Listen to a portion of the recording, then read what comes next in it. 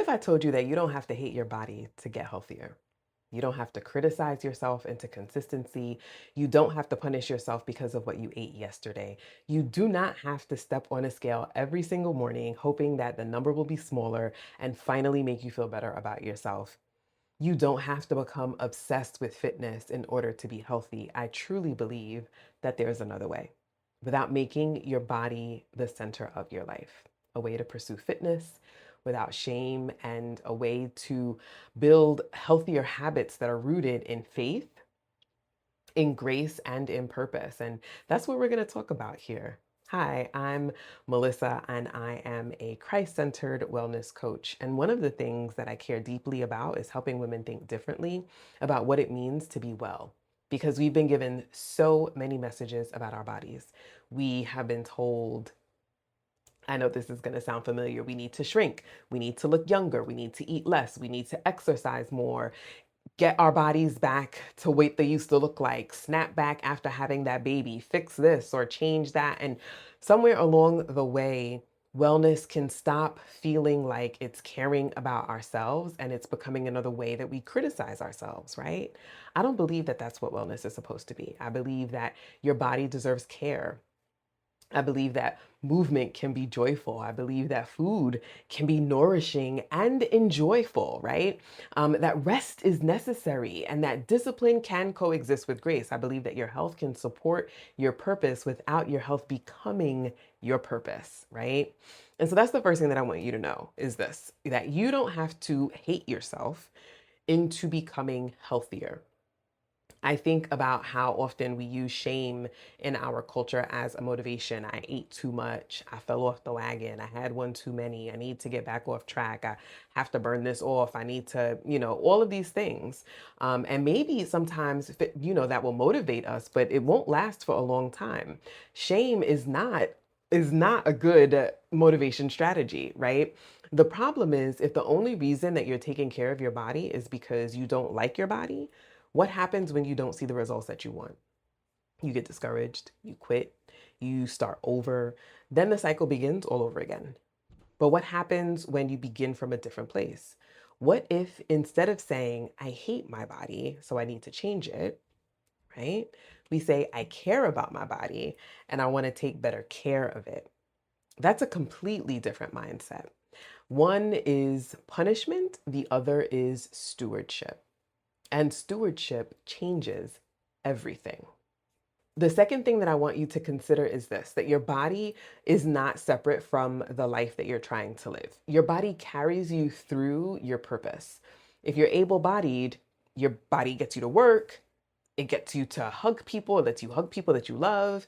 It lets you serve. It lets you travel and dance. It lets you play. It lets you create things. You can show up with your body, right? So when we think about fitness, I don't want us just to ask, how can I make my body look different? I really want us to ask, what kind of life do I want to be strong enough to live?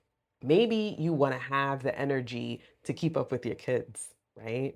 Maybe you want to travel without feeling completely exhausted, running around from gate to gate. Maybe you want to build strength. Maybe you want to walk without getting winded, or feel better when you wake up in the morning.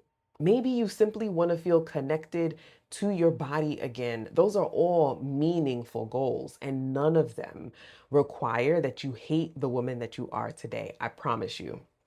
You can appreciate where you are while still working toward where you're going. Those things do not have to be contradictory.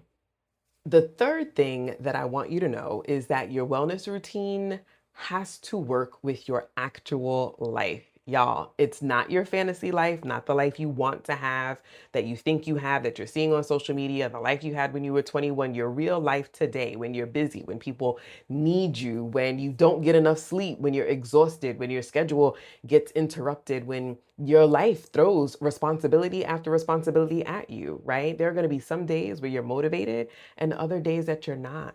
Because if your wellness plan only works when everything goes perfectly, it's not really a wellness plan, right? It's a pet project. And I would rather see you walk for 20 minutes 3 times a week for the next 6 months than to commit to working out an hour every single day and then you quit after 2 weeks because it's not sustainable. I would rather see you make one sustainable change to your habits than completely restrict yourself and then spend the next month fighting cravings whenever you're in the supermarket, right? Because consistency doesn't mean that you never fall off. Consistency means that you know how to come back when you miss a day, when you go over your caloric budget, right? Any number of things. And I think that this is where faith comes in it for me. My faith journey changes the way that I understand wellness. I don't believe that my body is a god. I don't believe that my appearance determines my worth. I don't believe that fitness makes me more valuable. And I don't believe that being healthy means that I need to become obsessed with being healthy, right? I see our wellness as stewardship, a way of caring for what God has entrusted me with, my body, right? That means that I can pursue discipline without shaming myself. I can be strong and pursue strength without obsessing over that. I can rest and not feel guilty about it. Come on, Jesus took a lot of rest. I can give myself grace when I didn't get it right. Because grace doesn't mean that I stop growing, right? It's grace that gives us room to grow. So if you have spent years believing that you need to hate your body before you'll finally take care of it, I want you to consider something different with me today. What if you started from love? What if you started from gratitude? What if you started from stewardship over this body that you have been gifted? What if you stopped asking, how quickly can I change my body? And started asking, how can I care for my body well in the long term for sustainable change? That's the conversation we're going to have here. We're going to talk about faith. We're going to talk about fitness. We're going to talk about movement and nourishment, rest, habits, stress, discipline, body image. What does it mean to build a healthier life? But we're going to talk about it through the lens of faith. Because I believe that you can become healthier without becoming obsessed. I think that you can become stronger without becoming harder necessarily, right? You can pursue discipline without abandoning the grace that you have for yourself. You can care for your body without making your body your identity. That's the kind of wellness. If that's the kind of wellness you've been looking for, I want you to subscribe and join me here. If you think that your fitness journey is about fixing what's wrong with you, you'll want to watch my next video where I share a 3-step framework for putting that thought process to bed. And let me know down below, what's one thing that you would change if you stopped trying to punish yourself into becoming healthier?